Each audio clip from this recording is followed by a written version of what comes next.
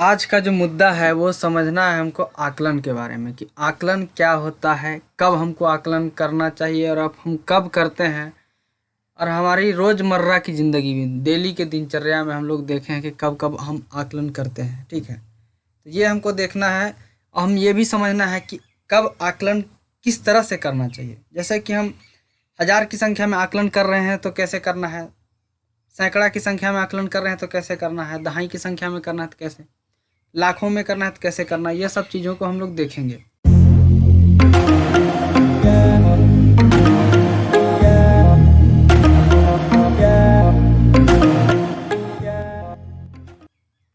सबसे पहले हम एक उदाहरण देख लेते हैं कि समाचार, जैसे कि हम लोग समाचार सुनते हैं, डेली न्यूज़ सुनते हैं, टीवी में सुनते हैं, मोबाइल में आजकल देखते हैं, रेडियो में सुनते हैं। ये समाचार जब सुनते हैं तो क्या क्या हम क्या सुनने को मिलता है। यहाँ पे देखिए, यहाँ पे एक उदाहरण दिया हुआ है कि भारत और पाकिस्तान के बीच हुए एक हॉकी मैच को, जिसे स्टेडियम में 51,000 दर्शकों ने देखा और विश्व भर में 40 मिलियन लोगों ने टेलीविज़न पर देखा, हार जीत का फैसला न हो सका। यहाँ देखिए, जैसे कि आपको यहाँ पे बोला गया कि 51,000 दर्शकों ने देखा। ठीक है, स्टेडियम में कितना लोग थे, 51,000 देखे, और पूरा दुनिया भर में टेलीविज़न में कितने लोग देखे, 40 मिलियन लोग देखे। तो क्या पता है आपको कि ये जो नंबर आपको बताया जा रहा है, इतने लोगों ने देखा, ये क्या एग्जैक्ट नंबर है या फिर कुछ अप्रोक्स है, मतलब लगभग में है। इससे ज़्यादा भी हो सकता है, इससे कम भी हो सकता है। ठीक है, अगला उदाहरण देखते हैं हम लोग। भारत और बांग्लादेश के तटवर्तीय क्षेत्रों में आए चक्रवाती तूफान में लगभग 2,000 व्यक्तियों की मृत्यु हो गई और 50,000 से अधिक घायल हुए। ये दूसरा उदाहरण हुआ। एक समाचार आपके पास क्या आया कि बांग्लादेश के तटवर्ती क्षेत्र में क्या आए थे, चक्रवाती तूफान आए थे, उसमें से 2,000 लोग की मृत्यु हो गई है और 50,000 से अधिक घायल हुए हैं। तो ये क्या है, आपको एक डाटा बताया जा रहा है। ठीक है, लेकिन आप क्या कह सकते हैं कि एग्जैक्ट 2,000 लोग ही मरे हैं। इससे ज़्यादा लोग भी मर सकते हैं, कम लोग भी मर सकते हैं, लेकिन एक अनुमान लगाया जाता है। ठीक है, जितना डाटा उन लोग को मिला उसके हिसाब से बोलेंगे कि 2,000 लोग मरा, 50,000 लोग से अधिक घायल हुए हैं। तो ये एक डाटा है, ठीक है, अनुमान है। इसी को बोलते हैं हम लोग आकलन करना। आगे देखते हैं, रेलवे द्वारा प्रतिदिन 63,000 किलोमीटर से अधिक रेलपथ पर 13 मिलियन से अधिक यात्री यात्रा करते हैं। दूसरा समाचार क्या है कि अगर रेलवे द्वारा प्रतिदिन 63,000 किलोमीटर से अधिक रेल पथ पर, ठीक है, कितना लोग यात्रा करते हैं, 13 मिलियन लोग से अधिक यात्रा करते हैं। अब ये भी पूरा कंफर्म नहीं है कि पूरा एकदम 13 मिलियन ही लोग होंगे, उससे ज़्यादा भी हो सकते हैं, उससे कम भी हो सकते हैं। तो आपके सामने एक सवाल अभी आता है कि क्या हम विश्वास के साथ कह सकते हैं कि इन समाचारों में जितने व्यक्ति कहे गए हैं वहाँ ठीक उतने ही व्यक्ति थे। देखिए, जैसे उदाहरण के तौर पे यहाँ पे स्टेडियम में ठीक 51,000 दर्शक थे अथवा टेलीविज़न में ठीक 40 मिलियन लोगों ने देखा। क्या ये बात 100% सत्य है या नहीं है? ठीक है, स्पष्टतः नहीं। शब्द लगभग स्वयं यह दर्शाता है कि व्यक्तियों की संख्याएं संख्याओं के निकटतम थी। देखिए, हमने यहाँ पे क्या लगभग का इस्तेमाल किया है। ठीक है, तो लगभग कहने का मतलब क्या हुआ कि जो व्यक्तियों की संख्या है वो निकट था। जैसे कि मान लीजिए कि ऐसे मान के चलते हैं कि एक्चुअल व्यक्तियों की संख्या 5 लाख होगा। ठीक है, अब हम बोलते हैं कि 4,90,000 लोगों ने देखा। तो हम क्या कह रहे हैं कि 5 लाख के निकटतम चीज़ को बोल रहे हैं। ठीक है, एक आकलन के अनुसार हम बोल रहे हैं। ठीक है, या फिर ऐसे भी हो सकता है 4,90,000 लोगों ने देखा, तो हम क्या बोल सकते हैं कि लगभग 5 लाख लोगों ने देखा। तो लगभग जहाँ यहाँ आ जाता है, मतलब इसका मतलब क्या है कि पूरा स्पष्ट नहीं है। ठीक है, उसके निकट हो सकता है। यहाँ पे देखिए, स्पष्ट रूप से इतना संख्याओं 50,800 या 51,300 में से कोई भी संख्या हो सकती है, कुछ भी संख्या हो सकता है। जैसे 50,000 51,000 बोला गया, तो 51,000 से कम भी हो सकता है। मान लीजिए 50,800 लोगों ने देखा, या फिर उससे भी ज़्यादा हो सकता है 51,300 लोगों ने देखा। ये स्पष्ट नहीं है, हम एक अनुमान लगा रहे हैं, आकलन कर रहे हैं। ठीक है, परंतु 70,000 नहीं होगी। हाँ, आकलन भी ऐसा होता है जैसे कि कोई भी जो आकलन करता है वो बहुत ज़्यादा ही एक्सपीरियंस होता है। ठीक है, अनुभवी होता है। तो उसको अनुभव होता है कि स्टेडियम में कितने लोग आ सकते हैं देखने, टेलीविज़न में जब मैच देख रहे हो तो कितने लोग देख सकते हैं। तो वो जो आकलन करते हैं, तो जो स्पष्ट संख्या होती है, जो स्पष्ट नंबर होता है, उससे ज़्यादा का अंतर नहीं होता है। जैसे कि उन्होंने बोला कि 51,000 लोगों ने देखा। ठीक है, तो इसका मतलब ये है कि इतना लोग देख सकते हैं, 50,800 इतना कम हो सकता है, या फिर 51,300 लोग देख सकते हैं। ये थोड़ा बहुत का अंतर हो सकता है, लेकिन ऐसा नहीं हो सकता कि 70,000 लोगों ने देखी होगी, तो ये आकलन सरासर गलत हो जाएगा। ठीक है, तो इतने कम कम अंतर को माफ़ किया जा सकता है, लेकिन बहुत बड़ा जब अंतर होगा तो वो सही नहीं होता है। वो आकलन जो भी किया है वो आकलन गलत किया है। ठीक है, आगे देखते हैं। इसी प्रकार 40 मिलियन का अर्थ है 39 मिलियन में से बहुत अधिक, और 40 मिलियन से कुछ कम हो सकता है, परंतु निश्चय ही इसका अर्थ 50 मिलियन नहीं होगा। तो यही होगा कि अगर 40 मिलियन बोला है तो 40 मिलियन के आसपास ही होगा, ज़्यादा होगा या फिर कम होगा, लेकिन 50 मिलियन नहीं होगा। 50 मिलियन आसपास नहीं है, 50 मिलियन बहुत ज़्यादा होता है, 10 मिलियन का अंतर आ जा रहा है, तो वो आकलन गलत होगा। आकलन करने का मतलब ये हुआ। ठीक है, इसी प्रकार भारतीय रेलवे द्वारा यात्रा करने वाले यात्रियों की वास्तविक संख्या दी गई संख्या के बराबर नहीं हो सकती, परंतु इससे कुछ अधिक या कम हो सकती है। इन उदाहरणों में दी गई संख्याओं को ठीक ठीक गिनकर यथार्थ रूप से नहीं लिखा गया है, बल्कि ये उस संख्या के बारे में अनुमान देने वाले आकलन हैं, जिसको बोलते हैं एस्टिमेट लगाना। ठीक है, आकलन करते हैं ना हम लोग, जैसे कुछ भी बड़ा इवेंट करना रहता है, प्रोग्राम करना रहता है, उसमें हम खाना का व्यवस्था करते हैं, सीटिंग अरेंजमेंट करते हैं, तो हम आकलन लगाते हैं। जैसे कि कुछ इवेंट कर रहे हैं, कुछ प्रोग्राम कर रहे हैं, तो हम आकलन लगाते हैं कि 50,000 लोग आ सकते हैं, तो 50,000 लोगों के लिए सीटिंग अरेंजमेंट, बैठने का अरेंजमेंट हमको करना पड़ेगा। प्लस अगर खाना खिला रहे हैं तो 50,000 लोगों को खाना कैसे खिलाया जाएगा, उसके लिए हम अनुमान लगा के ये अरेंजमेंट करते हैं। ऐसा हो सकता है कि अगर आप ऐसा अनुमान लगा के आपने किया, तो हो सकता है कि 200-300 लोग बढ़ सकते हैं या 200-300 लोग कम हो सकते हैं, तो उससे ज़्यादा फर्क नहीं पड़ने वाला है, क्योंकि आप 50,000 लोगों का एस्टिमेट लेके चल रहे हैं, आकलन लगा के चल रहे हैं, तो 200-300 कम या फिर ज़्यादा हो जाएंगे तो उनको आराम से मैनेज किया जा सकता है। तो इसको बोलते हैं कि सही आकलन करना। ठीक है, चर्चा की गई। ठीक है, चर्चा कीजिए इनमें से क्या सुझाव मिलते हैं। हम सनिकट का मतलब क्या, अप्रोक्सीमेट, मतलब कुछ भी आकलन जो लगा रहे हैं, जो एक्चुअल वैल्यू है, एक्चुअल है, उसके करीब हम गिनती करते हैं। मान कहाँ निकलते हैं, देखिए अब देखना है कि कहाँ कहाँ निकलते हैं। अपने घर पर होने वाले एक बड़े उत्सव की कल्पना कीजिए। अभी हम बोले थे कि इवेंट कीजिए, उत्सव की कल्पना करना है। ठीक है, आपके घर में शादी ब्याह हो रहा है, कुछ भी हो रहा है। ठीक है, पहला काम जो आप करेंगे वो होगा कि आप यह पता करेंगे कि आपके घर में लगभग कितने मेहमान आ सकते हैं। क्या आप मेहमानों को ठीक संख्या में विचार लेकर प्रारंभ कर सकते हैं। ठीक है, तो आपके घर में कुछ उत्सव होने वाला है, तो आप पहला चीज़ ये देखेंगे कि आप कितने मेहमानों को बुलाया है, उसमें से कितने मेहमान आ सकते हैं, उसके हिसाब से आप बाकी चीज़ों को अरेंजमेंट करेंगे। ठीक है, क्या आप मेहमानों की ठीक संख्या एग्जैक्ट लेकर प्रारंभ कर सकते हैं। व्यवहारिक रूप से यह असंभव है। ठीक है, क्योंकि आप ऐसा तो नहीं कर सकते हैं कि आप लोग आपने जैसे कि 50 मेहमान को आमंत्रित किया। ठीक है, 50 मेहमान, क्या 50 मेहमान आएंगे ही, ऐसा ज़रूरी है कि 50 मेहमान आएंगे। ऐसा तो हो सकता है कि 47 आएँ, 55 भी आएँ, नहीं 45 आएँ, तो कम भी हो सकते हैं, क्योंकि ये कह पाना असंभव है कि सारे मेहमान आएंगे, क्योंकि सबको अपना कुछ न कुछ कार्य होता है, या फिर अचानक से कुछ कार्य आ जाता है, तो इसकी वजह से वो कहीं बिजी व्यस्त हो सकते हैं। हमारे देश के वित्त मंत्री प्रति वर्ष बजट पेश करते हैं। मंत्री महोदय शिक्षा पद में के अंतर्गत कुछ राशि का प्रावधान रखते हैं। यह राशि यथार्थ रूप से सही होगी। देखिए, जब भी नया सरकार बनता है, इलेक्शन होता है, उसके बाद नया सरकार बनता है, तो वो लोग क्या करते हैं कि हर एक चीज़ का बजट रखते हैं, हर एक अलग अलग डिपार्टमेंट का। जैसे शिक्षा का फील्ड में देखा जाए तो उसके लिए एक बजट होगा कि इतना खर्चा हम करेंगे शिक्षा में, अपने शिक्षा को बेहतर बनाने के लिए। वहीं पे अगर देखा जाएगा तो इंफ्रास्ट्रक्चर डेवलपमेंट, रोड डेवलपमेंट, ये सब सारी चीज़ें होती हैं। आर्मी में इतना खर्चा करना है, तो वो क्या करते हैं, एग्जैक्ट तो नहीं बता सकते कि इतना ही खपत होगा, इतना ही खर्चा होगा, लेकिन एक अनुमान लगाते हैं, एक आकलन करते हैं, एक एस्टिमेशन करते हैं कि इतना अगर हम इसका बजट रखते हैं तो ना हमें कम होगा ना हमें ज़्यादा बचेगा, ताकि हम बाकी चीज़ों में भी बजट अच्छे तरह से रख सकें। तो उसके हिसाब से आकलन किया जाता है। ठीक है, ऐसा किया जाता है। अभी देखते हैं आगे। यहाँ पे इन्होंने बोला है कि उस वर्ष देश में शिक्षा पर व्यय होने वाली आवश्यक धनराशि का केवल एक विवेक संगत अच्छा अनुमान या आकलन हो सकता है। तो अच्छा अनुमान और आकलन करने के लिए एक बहुत अच्छा अनुभव होना चाहिए। ठीक है, तो वो सरकार के पास बहुत सारे ऑफिसर्स होते हैं, बहुत सारे लोग बैठते हैं मीटिंग्स में, उसके बाद वो सब लोग मिल करके आकलन करते हैं, अनुभव, सब अपना अपना अनुभव शेयर करते हैं, उसके हिसाब से आखिरी में एक कंक्लूजन निकाल के फिर करते हैं बात। उन परिस्थितियों के बारे में सोचिए जहां आपको ठीक ठाक संख्याओं की आवश्यकता पड़ती है तथा इनकी उन स्थितियों से तुलना किए जहाँ केवल एक सन्निकट आकलित संख्या से ही काम चला लेते हैं। ऐसी परिस्थितियों में ये 3 उदाहरण दीजिए। आपको देखिए 3 उदाहरण देना है। कौन से परिस्थिति का?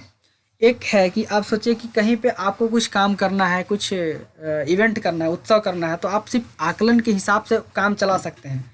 लेकिन कभी कभी क्या हो सकता है होता है कि आकलन से काम नहीं चलेगा, एकदम जितना लोग का मौजूदगी चाहिए एग्जैक्ट आपको बताना पड़ेगा। तो ये 2 परिस्थिति का 3 उदाहरण देना है, ठीक है। सन्निकट द्वारा निकटतम दहाई का आकलन। देखिए दहाई का आकलन कैसे किया जाता है, ठीक है, वो देखना है। यहाँ पे इन चित्र को देखिए। ज्ञात कीजिए कि कौन से झंडे 270 की तुलना में 260 के अधिक समीप है। देखिए 270 के तुलना में 270 यहाँ पे है और 260 यहाँ पे है, तो कौन सा झंडा इसके नज़दीक है? तो आपको देखना होगा ये वाला झंडा नज़दीक है, 261 वाला झंडा नज़दीक है। ज्ञात कीजिए कौन से झंडे 260 की तुलना में 270 के अधिक समीप है। ये वाला झंडा 270 के समीप है, ठीक है। पटरी की संख्याओं 10, 17 और 20 के स्थानों को देखिए। 10, 17 और 20 के स्थानों को देखिए, ठीक है। क्या संख्या 17 संख्या 10 के अधिक निकट है या 20 के? यहाँ पे देखना है आपको कौन सा संख्या 10 के अधिक निकट है। कौन कौन से संख्या को देखना है आपको? 10, 17 और 20 को देखना है। तो 20, 10 और 20 के नज़दीक कौन सा संख्या है? 17 किसके नज़दीक है? 10 के या 20 के? तो 20 के नज़दीक है। तो हम आकलन जब भी करेंगे तो हम बोलेंगे क्या लगभग 20 के नज़दीक है। ये सवाल में देखिएगा, यहाँ 270 के आपसे अगर पूछ दिया जाएगा तो कौन सा झंडा 260 के नज़दीक है, तो हम बोलेंगे ये 261 इसके नज़दीक है, तो हम बोलेंगे लगभग 260, ठीक है। ऐसे आकलन करते हैं हम लोग।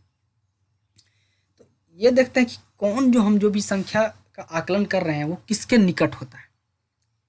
जैसे कि 10 और 20 के बीच में 17 किसके निकट है? 17 20 के निकट है, तो हम बोलेंगे लगभग 20 बोल सकते हैं इसमें, ठीक है। आप 76 को निकटतम दहाई तक किस प्रकार से निकट करेंगे? क्या यह 80 नहीं है? हम देखते हैं कि संख्याएं 1, 2, 3 और 4 10 की तुलना में संख्या 0 के अधिक निकट है, इसीलिए हम इन्हें 0 के रूप में सन्निकट करते हैं। संख्याएं 7, 8, 9 10 के अधिक निकट है, इसीलिए हम इन्हें 10 के रूप में सन्निकट करते हैं। संख्या 5 संख्याओं 0 और 10 के बराबर की दूरी पर है, यह सामान्य परिपटरी कि इसे हम 10 के रूप में निकट करते हैं, सामान्य परिपाटी, ठीक है।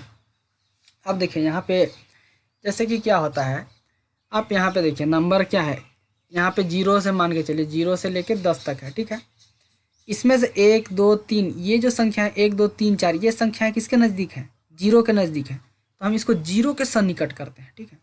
हमको जब भी अनुमान लगाना रहेगा तो हम बोलेंगे 0 बोल देंगे। लेकिन 6, 7, 8, 9 अगर इसको इन चीज़ों का अनुमान लगाना रहेगा तो हम बोलेंगे 10, लगभग 10 है। ये किसके सन्निकट है? 10 के सन्निकट। लेकिन जो 5 है ये इसका दूरी 0 से भी बराबर है और 10 से भी बराबर है, दोनों मतलब 5 बीच में है, तो इसको किसके सन्निकट करेंगे? इसको हम करेंगे 10 के सन्निकट। इसको हम क्या बोलते हैं? इसको बोलते हैं सामान्य परिपाटी है, ये इसी को बोलते हैं सामान्य परिपाटी, ठीक है। आपसे यहाँ कुछ सवाल पूछा गया है, यहाँ पे इन संख्याओं को निकटतम दहाई तक सन्निकट कीजिए। 28 को किसके सन्निकट करेंगे आप? 30 के सन्निकट करेंगे, क्योंकि 28 दहाई पे आपको देखना है, तो इससे पहले क्या आएगा? 20 या फिर 30, तो किसके सन्निकट है? ये 30 के सन्निकट है। 32 भी किसके सन्निकट है? 30 के सन्निकट है। 40 आएगा या फिर 30 आएगा। 52 किसके सन्निकट है? 50 के सन्निकट। 41 किसके? 40 के। 39 भी 40 के सन्निकट। लेकिन 48 किसके सन्निकट है? 50 के सन्निकट। आपको देखना होगा जैसे कि ये जो संख्याएं दिया हुआ है यहाँ पे, इसमें से जैसे कि 28 देखना है, तो इसके पहले जो दहाई आएगा और इसके बाद जो दहाई संख्या आएगा वो कितने दूर में है इससे? 28 उससे कितने दूरी में है? तो इससे पहले आएगा जो 20 आएगा वो 8 दूरी में है, 8 पीछे जाना पड़ेगा। लेकिन इसके बाद जो दहाई आएगा वो 30 है, जो 2 ही आगे जाना पड़ेगा, तो हम बोल देंगे 30 के सन्निकट है। इसी तरह से हम इन सभी संख्याओं को कर सकते हैं। यहाँ पे मान लीजिए 2936 है, तो हम दहाई के लिए देख रहे हैं तो 36 को सिर्फ देखेंगे। यहाँ पे 36 के पहले क्या आएगा? 2930 आएगा, और 36 के बाद कितना आएगा? 2940 आएगा। तो 40 36 के नज़दीक है या फिर 30 36 के नज़दीक है? तो 40 नज़दीक है, तो यहाँ पे हम 2040 बोल देंगे। 2040 2940 क्या है, किस सन्निकट है ये संख्या। ये तो दहाई का था, आप देख लिए। अब हम देखते हैं कि सैकड़े का आकलन कैसे करते हैं, सैकड़े का सन्निकटता कैसे देखते हैं। ठीक है, देखिए दो संख्या है 410, संख्या 400 के अधिक निकट है या फिर 500 के अधिक निकट है। 410 एक संख्या है, यहाँ पे दिया हुआ है, तो ये 400 के अधिक निकट है या फिर 500 के अधिक निकट है। तो हम जाहिर सा बात है यहाँ से देख के बता सकते हैं कि ये 400 के अधिक निकट है, समीप है, इसीलिए निकटतम 100 तक के रूप में 400 तक 400 के रूप में सन्निकट किया जाता है। देखिए अगला जो उदाहरण है यहाँ पे देखिए 889, 889 किसके नज़दीक है, 800 के या फिर 900 के। तो ये किसके नज़दीक है, 800 के नज़दीक है। हम जैसे कि दहाई वाला हम देख रहे थे कि अगला दहाई संख्या हम ढूंढ रहे थे, इसी तरह से सैकड़ा में क्या करते हैं, अगला हम सैकड़ा संख्या ढूंढते हैं। जैसे कि पहला एग्जाम्पल में जाता 110, 410 था मेरे पास, ठीक है। इसके बाद जो कोई सैकड़ा आएगा 400 के बाद क्या आएगा, 500 आएगा, और इससे पहले जब आएगा 410 से पहले तो 400 आएगा। तो हमको देखना होगा कि ये किसके नज़दीक है, 410, तो 400 के नज़दीक है। इसी तरह से 889 किसके नज़दीक है, 800 के नज़दीक है। 889 से पहले क्या आएगा, 800 आएगा, और नहीं 900 के नज़दीक है, ये 900 के नज़दीक है, क्योंकि 889 इसमें से आप कितना जोड़िएगा, 900 आ जाएगा। ठीक है, तो 11 अगर जोड़ दीजिएगा तो 900 आ जाएगा, तो ये 900 के नज़दीक है। ठीक है, यहाँ से आपको पता चल गया। संख्याएं 1 से 49, संख्या 100 की तुलना में 0 के अधिक निकट है। 1 से 49 तक की संख्या आप देखिएगा तो 0 के नज़दीक, किसके तुलना में, सैकड़ा की तुलना में किसके नज़दीक है, 0 के नज़दीक है, इसीलिए उन्हें 0 के रूप में सन्निकटित किया जाता है, सन्निकटित किया जाता है। तो 0 के समीप हम इसको सन्निकटित कर देंगे। 51 से 99 तक की संख्या जो है 0 की तुलना में किसके नज़दीक है, 100 के नज़दीक है, तो इसको हम 100 के सन्निकट तुलना करेंगे। ठीक है, इन्हें 100 के रूप में सन्निकटित किया जाता है। संख्या 50 0 और 100 के बराबर दूरी पर है, तो सामान्य परिपाटी के अनुसार हम किसके आधार पर रखेंगे, 100 के रूप में सन्निकट किया जाएगा। जांच कीजिए निम्नलिखित सन्निकटन सही है या गलत, ये आपको देखना है। जैसे 841 है, 800 के करीब होगा, 800 के हम सन्निकट करेंगे, सही है या गलत है, सही है, क्योंकि 841 क्या है, 50 से नीचे है, तो नीचे वाला में आएगा, 800 में आएगा। 800 के आगे क्या हो सकता है, 900, या फिर 841 से पीछे क्या हो सकता है, 800, तो 800 के नज़दीक आएगा। 9537, तो किसके नज़दीक आएगा, 9500 के नज़दीक आएगा। ठीक है, ये सब देखिए इस तरह से देखना है। यहाँ पे आपको 3 संख्या देखना है। 9000 को हटा दीजिए, 537 है, तो 500 के बाद सीधे क्या आएगा, 600 आएगा या फिर 500 आएगा। 537 के बाद क्या आएगा, 600 या फिर 500 आएगा, सैकड़ा संख्या देखना है। तो 500 करेंगे तो 37 500 के ज़्यादा करीब है, तो 500 हो गया यहाँ पे। अगर 600 करते तो 37 600 के ज़्यादा दूर रहता। ठीक है, तो यहाँ पे इस तरह से है। अब 1000 का आकलन करना है। ठीक है, सन्निकटन द्वारा निकटतम 1000 का आकलन, सेम जैसे कि हम लोग दहाई में कहें कि ये सैकड़ा में किए, अब हमें 1000 को देखेंगे। जैसे कि एक उदाहरण देखिए, यहाँ पे 2573 है। ठीक है, 2573 है। अगर 2573 के आगे का हम 1000वां संख्या देखेंगे तो 3000 आएगा। ठीक है, और पीछे का 1000वां संख्या देखेंगे तो 2000 आएगा। अब हमको डिसाइड करना है कि ये 573 जो है किसके समीप नज़दीक है ज़्यादा।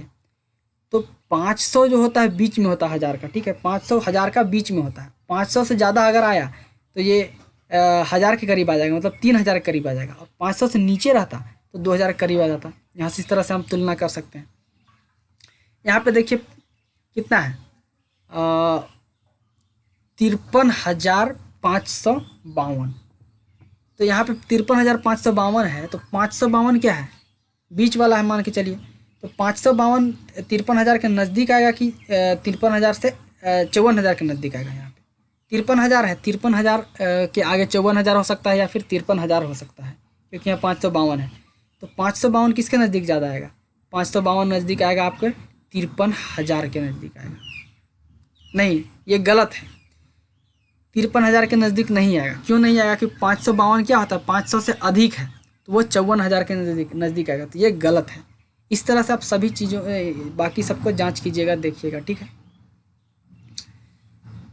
यहाँ पे दी हुई संख्या निकटतम दहाई और 1000 के 10,000 के सन्निकट कीजिए। ये आपको सन्निकट करके लिखना है। यहाँ पे बहुत आसान क्वेश्चन है, आप आराम से कर लीजिएगा। संख्या संक्रियाओं के परिणामों का आकलन, ठीक है। संख्या संक्रियाओं का देखिए यहाँ पे हम संख्याओं को किस प्रकार जोड़ते हैं। हम संख्याओं को एक एल्गोरिदम का चरणबद्ध रूप से प्रयोग करते हुए जोड़ते हैं, ठीक है। ज़रूर कोई भी संख्या को हम जोड़ते हैं, कितना भी बड़ा संख्या हो तो उसके पीछे एक एल्गोरिदम छुपा रहता है, ठीक है। उसके हिसाब से जोड़ते हैं, इकाई दहाई सैकड़ा, इस हिसाब से हम जोड़ते हैं, ठीक है। हम संख्याओं को यह ध्यान रखते हुए लिखते हैं कि एक ही स्थान इकाई दहाई सौ इत्यादि के अंक एक ही स्तंभ में रहें। तो देखिए हम इस तरह से संख्या को जोड़ते हैं कि इकाई का स्थान में एक ही अंक रहेगा, दहाई का स्थान में एक ही अंक रहेगा, सैकड़ा का स्थान में एक ही रहेगा, हजारवां का स्थान में एक ही अंक रहेगा। इस तरह से हम जोड़ते हैं, ठीक है। उदाहरण के लिए देखिए 3 संख्या ले लिए हैं, ठीक है। 3946, 6779 और 2050, ये 3 संख्याएं हैं, इनको हम लिखते हैं। फिर हम इकाई वाले स्तंभ की संख्याओं को जोड़ते हैं। इकाई वालों को जोड़ते हैं 9 और 6 15, तो उसको हम क्या लिखते हैं, इकाई स्थान पे क्या होता है 15 की इकाई स्थान पे 5, तो 5 को लिख देते हैं। उसी तरह से यदि आवश्यक हो तो हम एक उचित संख्या को हासिल के रूप में दहाई के स्थान पर ले जाते हैं। देखिए यहाँ पे आवश्यक कैसे नहीं होगा, कभी कभी नहीं भी हो सकता है, जब इसमें आवश्यक है 9 और 6 जोड़ेगा तो 15 आएगा, 15 आया तो 2 अंक की संख्या आ गया। अब इकाई के स्थान पर आप 2 अंक की संख्या नहीं लिख सकते, तो आप क्या करेंगे, यहाँ पे एक हासिल लिख देंगे, ठीक है। तो 15 9 6 15 का क्या लिखेगा, 5 लिखेगा, यहाँ पे हो गया, हाथ में एक हासिल मान के चलिए। अब अगला को जोड़िएगा 7 4 11, 11 5 16 और एक हासिल था 16 1 17। अब ये दहाई स्थान है तो आप सोचिए कि हम 17 लिख देंगे, लेकिन यहाँ पे नहीं होगा, यहाँ पे आपको 7 लिखना होगा। क्यों? क्योंकि 7 के बाद जो ये वाला संख्या है, ये वाला तो आ रहा है ना, दहाई बना रहा है उसको, ठीक है। एक फिर से हासिल ले लीजिए, यहाँ पे उस तरह से आपको जोड़ना होता है, ठीक है।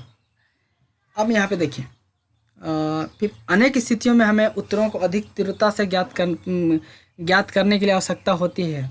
उदाहरणतः जब आप किसी मेले या बाजार में कुछ धनराशि लेकर जाते हैं तो आकर्षक वस्तुओं की किस्में और मात्राओं को देखकर वहां आप सोचते हैं कि सभी को खरीद लिया जाए। आपको तुरंत यह निर्णय लेने की आवश्यकता होती है किन किन वस्तुओं को खरीद सकते हैं। इसके लिए आपको आवश्यक धनराशि का आकलन करने की आवश्यकता पड़ती है जो वस्तुओं के मूल्यों का योग होती है जिन्हें आप खरीदना चाहते हैं। अब देखिए आपने कभी किसी मेले में गए बाहर, आपको बहुत सारा चीज़ पसंद आ गया, वहाँ पे खिलौना, बहुत सारे खिलौने पसंद आ गए।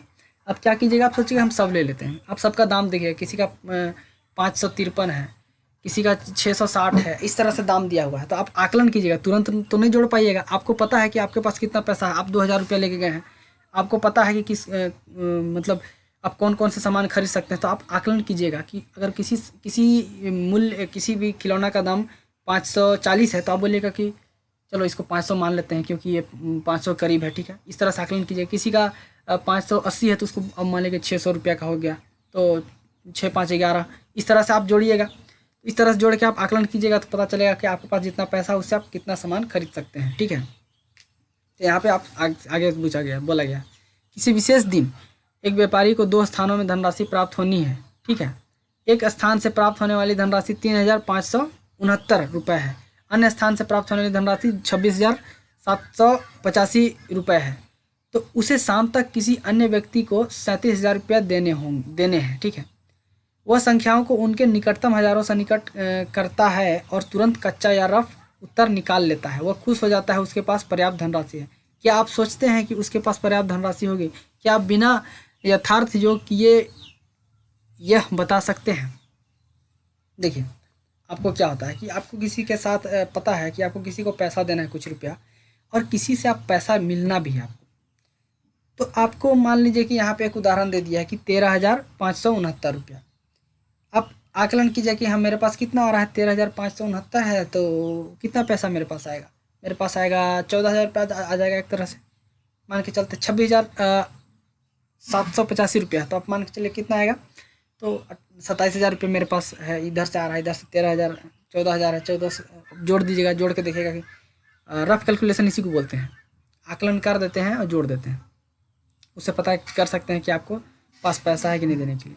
यहाँ एक उदाहरण है, शीला और मोहन को अपनी मासिक बजट बनाना है। उन्हें परिवहन, स्कूल की आवश्यकताओं, किराने का सामान, दूध और कपड़ों पर होने वाले मासिक व्यय के बारे में भी जानकारी तथा अन्य नियमित व्ययों की भी जानकारी है। इस महीने में उन्हें घूमने भी जाना है और उपहार भी खरीदने हैं। वे इन सभी पर होने वाली व्ययों का आकलन करते हैं और उन्हें जोड़कर देखते हैं कि जो राशि उनके पास है वो पर्याप्त है या नहीं। देखिए, ये लोग प्लान बना रहे हैं, ठीक है। इनको मासिक, महीना में जितना भी खर्चा होता है, जैसे स्कूल का फ़ी देना, सामान खरीदना, कपड़े का सफाई करना, जो दूध खरीदना, और उसके साथ साथ कहीं घूमने भी जाना है, तो ये एक आकलन करते हैं कितना खर्चा किया हो सकता है। तो बोलेंगे लगभग गाड़ी, मान लीजिए किसी गाड़ी को बुक करने में घूमने जाना है, तो मान लीजिए कि 2400 रुपये खर्चा हो रहा है, तो ये आकलन करेंगे कि 2500 रुपया गाड़ी में लग जाएगा। फिर बोलेंगे स्कूल फ़ी कितना है, तो 3360 है, तो वो बोलेंगे स्कूल फ़ी हमारा लगभग 3500 लग रहा है, या फिर ठीक है। इस तरह से आकलन करेंगे, आकलन करके वो जोड़ लेंगे। आकलन करने से क्या होता है कि हम ऐसा निश्चित संख्या मतलब सोचते हैं जो हमें जोड़ने के लिए आसानी होगा, ठीक है। उस तरह से आकलन करके ये बता सकते हैं, ज्ञात कर सकते हैं कि उनका जो मासिक खर्चा कितना है और कितना उनके पास पैसा है, उसके हिसाब से वो अपना प्लान बना सकते हैं। ठीक है, आगे देखते हैं। यहाँ पे जब आप संख्याओं के परिणामों का आकलन करते हैं तो उसके लिए कोई निश्चित नियम नहीं है। यह विधि इस पर निर्भर करती है कि परिशुद्धता की वांछित मात्रा कितनी है, आकलन कितनी जल्दी चाहिए, और इससे महत्वपूर्ण बात यह है कि अनुमानित उत्तर कितना अर्थपूर्ण होगा। देखिए, एक सवाल अभी यहाँ पे, जैसे कि अब जब भी आकलन करते हैं तो वो किस पे निर्भर करता है। आकलन कर रहे हैं तो आप निर्भर करता है कि आपके पास समय कितना है। आप किसी भी चीज़ का आकलन करना चाहते हैं तो आप कितना जल्दी आकलन करना चाहते हैं, और जो आकलन करेंगे वो कितना अर्थपूर्ण होगा। जो आकलन करेंगे उसमें कितना कमी, ऊपर नीचे का उतार और चढ़ाव होगा, कमी और बेसी होगा, ये आपको देखना होगा। तो ये कैसे आप पता कीजिएगा। मान लीजिए कि आपके पास समय बहुत कम है, तो मान लीजिए एक उदाहरण ले लेते हैं कि 3400 रुपये का कुछ सामान है, और उसी तरह से 3800 का है, 3600 का है, इस तरह से कुछ सामान है, ठीक है। तो 3400 का कोई सामान है, तो आप अगर जल्दीबाजी में आकलन करना चाहते हैं आप 3000 बोल दीजिएगा, लेकिन थोड़ा टाइम लीजिएगा तो आप बोलिएगा 3500 रुपया, ठीक है।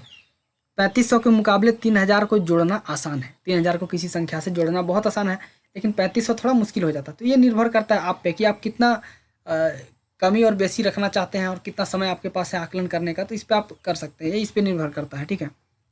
आगे देखते हैं, योग अथवा अंतर का आकलन। किसी भी चीज़ को जोड़ते हैं या फिर किसी चीज़ का अंतर निकालते हैं, घटाव करते हैं, तो उसमें आकलन कैसे करते हैं।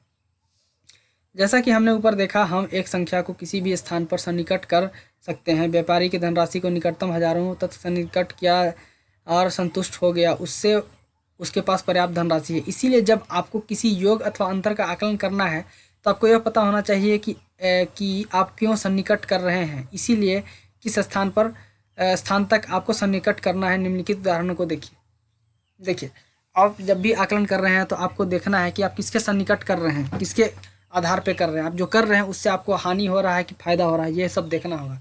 जैसे कि एक उदाहरण देखिए, 5229 है और 17,986 का आकलन कीजिए। तो यहाँ पे देखिए कि हम देखते हैं कि 17,986 क्या है, बड़ा है, ठीक है। हम सन्निकट हज़ारों के सन्निकट करते हैं। हम किसके सन्निकट कर रहे हैं, 1000 के सन्निकट कर रहे हैं। इसमें हम दहाई के सन्निकट भी कर सकते हैं, सैकड़ा के भी सन्निकट कर सकते हैं। अगर हम दहाई के सन्निकट करेंगे तो हमें जो उत्तर प्राप्त होगा वो बहुत ज़्यादा ही मतलब सही होगा, ठीक है। पूरा सही नहीं होगा लेकिन ज़्यादा सही होगा। अगर सैकड़ा के हिसाब से करते हैं तो कम सही होगा, और 1000 के सन्निकट करते हैं तो और कम सही होगा, ठीक है। तो सही, सबसे करेक्ट मतलब एग्जैक्ट उत्तर कब आता है, जब हम कम से कम संख्या के आधार पर सन्निकट करते हैं। जैसे कि दहाई के अगर करेंगे तो वो मतलब गलती कम होगा इसमें, ठीक है। तो 1000 के सन्निकट कर रहे हैं तो 17,986 है, ठीक है।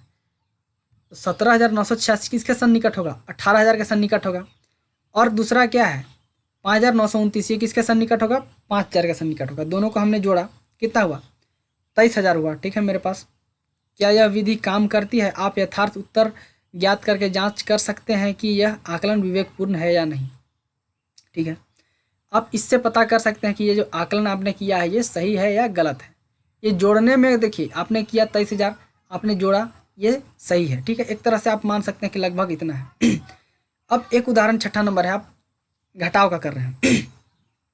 आप यहाँ पे देखते हैं 5,673 किसके सन्निकट है, 6,000 के सन्निकट है। 436 किसके सन्निकट है, 0 के सन्निकट है। हम किसके सन्निकट कर रहे हैं, हजारों के सन्निकट कर रहे हैं। ठीक है, हजार, ठीक है, हजारों तक का सन्निकट कर रहे हैं, तो 436 की 0 हो जाएगा। अब देखिए जो आकलित किया गया अंतर जो आ रहा है वो कितना आ रहा है, इसमें से इसको घटाया तो 6,000 रुपये आ रहा है। ठीक है, यह विवेकपूर्ण आकलन नहीं है। यह विवेकपूर्ण क्यों नहीं है, निकटतम आकलन प्राप्त करने के लिए आइए प्रत्येक संख्या को निकटतम 100 सन्निकट करके प्रयत्न करते हैं। अभी 1000 के सन्निकट करके देखे हैं तो हम बोले कि आकलन सही नहीं है, ठीक है, गलत है, विवेकपूर्ण नहीं है। अब क्या करते हैं, हम 100 के सन्निकट करके देखते हैं सही होगा कि नहीं। आगे हमने क्या किया, उसी संख्या को लिख दिया। 5,673 किसके सन्निकट है, 5,700 के सन्निकट है, और 436 किसके सन्निकट है, 400 के सन्निकट है। आप देखिए यहाँ पे आकलित अंतर कितना आया आपका, 5,300 आया। यह एक अच्छा अर्थपूर्ण आकलन है। अब पहला वाला में देखे थे कि 600 था, 6,000 था, इसमें कितना है 5,300, मतलब किसका कितना का अंतर आ गया, 700 का अंतर आ गया, तो वो अंतर थोड़ा ज़्यादा हो गया। ठीक है, तो आप आपको देखना होगा कि आप ये देख सकते हैं कि यहाँ पे आप जैसे कि अंतर प्राप्त कर रहे हैं, तो अंतर जो आ रहा है कि ज़्यादा आपको इसमें नुकसान हो जा रहा है, आकलन जो आ रहा है वो सही नहीं आ रहा है। तो इसीलिए हम क्या किए, सैकड़ा के सन्निकट किए। ठीक है, 100 के, 1000 के नहीं, 100 के सन्निकट किए, तो ये आकलन आपका सही आया। तो आपको देखना होगा कि आकलन आपको किस आधार पे करना है, आप जोड़ रहे हैं, घटाव कर रहे हैं या फिर गुना कर रहे हैं, तो उसके हिसाब से आकलन आपको करना होगा। अब दूसरा सवाल, अब देखिए आकलन करना गुणनफल, जब भी हम लोग गुणनफल प्राप्त करते हैं किसी भी चीज़ का, तो उसका आकलन कैसे करते हैं। जैसे यहाँ पे एक उदाहरण दिया हुआ है, 1900 गुने 78 के लिए आकलन किया है। स्पष्ट है कि यह गुणनफल 2000 से कम है, क्योंकि यदि हम 19 का निकटतम दहाई तक मान लें तो हमें 20 प्राप्त होगा, और फिर 78 का निकटतम दहाई का मान लें तो 80 प्राप्त होगा। तो यहाँ पे आप देखते हैं ये दोनों में से निकटतम दहाई के आधार पे हम करते हैं, तो निकटतम दहाई इसका कितना 20 होगा, इसका निकटतम दहाई 80 होगा, तो 20 गुने 80 हम आराम से कर सकते हैं। 4 दूना 8, 8 दूना 16, 8 गुने 2 करेंगे और 2 जीरो बैठा देंगे, तो 8 दूना 16, तो 1600 हो गया। ठीक है, अब देखते हैं यदि 63 गुने 182 को देखिए, यदि हम दोनों संख्याओं का निकटतम 100 तक का मान निकालें तो हमें 100 गुने 200 हो जाएगा। इसका निकटतम हम 100 के आधार पे करेंगे, 63 किसके निकट होगा, 100 के सन्निकट हम इसको प्राप्त कर रहे हैं। अगर 100 के सन्निकट करेंगे तो 63 कितना हो जाएगा, 100 हो जाएगा, और 182 कितना हो जाएगा, 200 हो जाएगा। अगर हम इसको दहाई के सन्निकट करेंगे तो 63 कितना हो जाएगा, 60 के सन्निकट हो जाएगा, और ये किसके सन्निकट हो जाएगा, ये 180 के सन्निकट हो जाएगा। ठीक है, तो हम 100 के सन्निकट करके देख रहे हैं, दोनों को हमने जब गुना किया 100 गुने 200 कितना आया, हमारे पास 20,000 प्राप्त होता है। यह वास्तविक गुणनफल से बहुत अधिक है, जो वास्तविक गुणनखंड होगा, गुणनफल होगा, उससे बहुत ज़्यादा अधिक है। इसीलिए अब हम क्या करते हैं, इसको दहाई के सन्निकट करते हैं। ठीक है, तो ये हम 63 को देखें, 63 को हम क्या लिखे हैं, 60 लिखे हैं, 182 कितना लिखे हैं, 180 लिखे हैं। अब ये हम क्या किए, दहाई के सन्निकट किए। 63 में अगला दहाई या उससे पीछे वाला दहाई कितना आएगा, तो अगला दहाई तो नहीं हम कर सकते हैं क्योंकि ये 60 के सन्निकट है, तो 60 लिख दिए। 182 किसके सन्निकट है, 180 के सन्निकट है। अब इसे हम गुना करते हैं, 160 गुने 180 तो कितना आया, 10,800। अब सोचिए कि 20,000 और 10,800 में कितना का अंतर है, बहुत ज़्यादा का अंतर है। तो आप जब आकलन कर रहे हैं तो किसके सन्निकट करना है, ये आपको देखना होगा कि आप गुना करना चाहते हैं, भाग करना चाहते हैं, जोड़ना चाहते हैं, घटाना चाहते हैं, तो ये इसके आधार पे आपको देखना होगा। ठीक है, यह एक अच्छा आकलन, परंतु यह इतनी जल्दी प्राप्त नहीं होता। यदि हम 63 को निकटतम दहाई 60 में लें और 182 को निकटतम दहाई 200 तक लें तो हमें इतना प्राप्त होगा। ठीक है, यह गुणनफल एक अच्छा आकलन है, जल्दी भी प्राप्त हो जाता है। तो हम क्या करते हैं, हम ऐसे भी कर सकते हैं कि 60 का जो गुणनफल था, ठीक है, 60 को हम 10 के सन्निकट कर दिए, दहाई के सन्निकट, और ये 182 था, इसको किसके सन्निकट किए, इसको हम सैकड़ा के सन्निकट कर दिए, तो कितना आया, ये 60 आ गया, 63 का 60 आ गया, 182 का 200, इसको भी जब गुना किए तो ये 12,000 आया। ठीक है, ये भी एक मतलब ज़्यादा अंतर का नहीं है, मतलब ये 10,000 ये 12,000, मतलब ज़्यादा 10,800, मतलब ज़्यादा का अंतर नहीं, तो ये भी एक अच्छा ही आकलन होता है, ठीक है। तो हम अपने हिसाब से कर सकते हैं, देख सकते हैं कि कैसे हम कम गलतियां हमें प्राप्त होंगी। अब यहाँ पे आगे क्या आता है, सन्निकटन का व्यापक नियम यह है कि प्रत्येक गुना की जाने वाली संख्या को उसके सबसे बड़े स्थान तक सन्निकट कीजिए और सन्निकट संख्याओं को गुना कर दीजिए। इस प्रकार उपरोक्त स्थान में हमने 63 को दहाई और इतना को सैकड़ा के सन्निकट किया है। तो यहाँ पे ये नियम क्या है कि आपको देखना होगा कि जैसे कि 2 अंकों की संख्या है, ठीक है, तो 2 अंकों की संख्या पे हम दहाई के सन्निकट कर सकते हैं। 3 अंकों की संख्या उसको किस पे कीजिएगा, सैकड़ा पे कीजिएगा। तो आपको देखना होगा बड़ा देखना होगा, ठीक है। तो 2 अंकों में सबसे बड़ा क्या सन्निकट, मतलब जो सन्निकट आएगा वो दहाई हम कर सकते हैं। और इसमें सबसे छोटा सन्निकट, जैसे कि सैकड़ा में आप क्या कर सकते हैं, 3 अंक की, तो सैकड़ा में आप सैकड़ा के सन्निकट कर सकते हैं। तो ऐसा करने से आपको गलती कम प्राप्त होगा, ठीक है। अब उपरोक्त नियम को प्रयोग करते 81 और इतना का आकलन कीजिए। ये सब आप करके देख सकते हैं, आसान है, ठीक है। आपके सामने कुछ सवाल है, निम्नलिखित गुणों का आकलन कीजिए, ये सब आकलन करना है। आप अगर ये सब चीज़ों को, इन सब चीज़ों को अच्छे तरह समझ गए हैं तो इसका आकलन करना आपके लिए कोई बड़ी बात नहीं है, बहुत आसानी से किया जा सकता है। और ये जो आकलन करना है ये बहुत ज़्यादा महत्वपूर्ण होता है। कोई भी आदमी अगर बिजनेस करना चाहता है तो किस तरह से प्रोडक्ट बनाए और किस तरह से उसका दाम रखे कि उसको कितना लाभ होगा, कितने लोगों तक पहुंचा पाएगा, वो सब ये आकलन पे निर्भर करता है। आपके लिए आकलनों का एक महत्वपूर्ण उपयोग यह है कि आप अपने उत्तरों की जांच कर सकते हैं। मान लीजिए 37 गुने 1800 इतना है, ज्ञात किया है, परंतु आप निश्चित नहीं हैं कि उत्तर सही है या नहीं। इस गुणनफल का एक तुरंत प्राप्त होने वाला एक और विवेकपूर्ण आकलन है। इसका आकलन देखिए कितना है, 37 के समीप कौन सा है, 40 है। हम दहाई के स्थान पे इसका करें कि दो अंकों में है, ठीक है। ये 4 अंकों में, तो इसको हम हज़ार के सन्निकट कर रहे हैं, तो इसको 18,879 के को हम क्या 2000 लिख सकते हैं। अब इसको गुना कर दिए हैं, कितना है, 80,000 आया। यदि आपका उत्तर 80,000 के निकट है तो संभवतः आपका उत्तर सही है। दूसरी ओर यदि यह 80,000 या इतना के निकट है तो आपके गुना करने में अवश्य कुछ गलती हुई होगी, ठीक है। तो इस तरह से आप देख सकते हैं। तो आकलन किस तरह से ज़रूरी है, किस तरह से करना चाहिए, इसके आधार पे आपने भी बहुत सारे उदाहरण देखा, बहुत अच्छे से देखिएगा तो पूरे अच्छे से समझ में आएगा। उसके बाद प्रश्नावली 1.3 एक पॉइंट दिन है, ये कर लेना है, ये आसान हो, क्योंकि अभी तक जितना सवाल आप मतलब इसमें समझे हैं, जितना सवाल उदाहरण के साथ भी देखा है, तो अगर ये सब हो जाएगा तो ये आसानी से हो जाएगा, ठीक है। इसमें कुछ नहीं है, ये बहुत ही सिंपल क्वेश्चन सवाल दिए हुए हैं, इसमें बहुत आसान है और आराम से बनाया जा सकता है। अगले क्लास में हम लोग पढ़ेंगे कोष्ठकों का प्रयोग कहाँ कहाँ पे करते हैं और कैसे करते हैं और क्यों करना चाहिए, ये सब सारी चीज़ों को देखेंगे और कितने तरह के कोष्ठक होते हैं, ठीक है, वो देखना है, ठीक है।